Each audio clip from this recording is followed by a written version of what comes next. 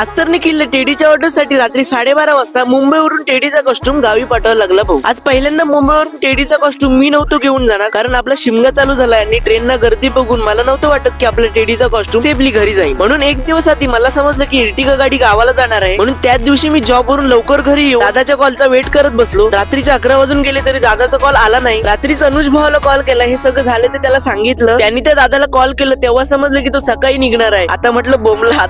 परत भावानं फोन केला. मला म्हटलं थांब भाई मी काहीतरी करतो. म्हटलं काहीतरी कर, कारण का ऑर्डरला जायचंय उद्या 3:30 वाजता. भावानं अरेंज केलं. त्या गाडीतून मी नव्हतो जाणार, फक्त माझा कॉस्ट्युम जाणार होता. तो बोलला ठाण्याला जा, तुला सिद्धेश भेटेल तिथे त्याच्याकडे दे. मी 12:30 वाजता रात्री ठाण्याला पोहोचून सिद्धेश कोळंबेकर भावाला कॉस्ट्युम दिला. थँक्स भावानो, बिगेस्ट थँक्यू फॉर अनुज भाऊ, कारण तुझ्यामुळे हे सगळं पॉसिबल झालं. आणि याच्या पुढे सगळ्यात मोठं ऍडव्हान्टेज होतं मी गावाला कसं जाणार. रात्री 1-1:30 वाजता झोपून सकाळी 3:30 वाजता उठून मी दिवा पॅसेंजरला गेलो खरं, पण रात्री लोक 8:30 वाजल्यापासून लोक बसलेत आणि मी 3:30 वाजता जातो. नशीब माझं इतकं चांगलं की जो दादा होता तो म्हटला मी सरतो. आणि परत ट्रेन 1.5-2 तास लेट झालेली आणि ट्रेन मधून उतरल्या भाई चिपळूण मध्ये कधी बसून टीसी यायला लागले. मला तिथं टीसी भेटला आणि म्हणतो तिकीट दाखव. अरे मी म्हटलं भाई मला जाऊ दे, माझी बस जाईल. मला म्हणतो थांब बस कुठे नाही जाणार. तरी पण तिकीट दाखवली. म्हटलं तिकीट तुझ्याकडेच ठेव, मला तिकीट देऊच नको. मी तसंच धावत पळत गेलो. इतकं धावत जाऊन काय उपयोग झाला नाही, कारण ऑलरेडी गाडी फुल झालेली. कंडक्टर दादाच्या बाजूला बसायला मिळालं. जर या दादाला ओळखत असाल तर नक्की व्हिडिओ पाठवा. आणि संगमेश्वरला ऑर्डरला गेल्यावर काय झालं हे बघण्यासाठी तुम्ही निखिलला फॉलो करा. आणि फायनली आपण आपला कॉस्ट्युम कलेक्ट केला. 3:30 ला घरी गेलो. आणि हो संगमेश्वरकर कमेंट मध्ये तुमचं गाव मेन्शन करा आणि फॉलो करून जायला विसरू नका.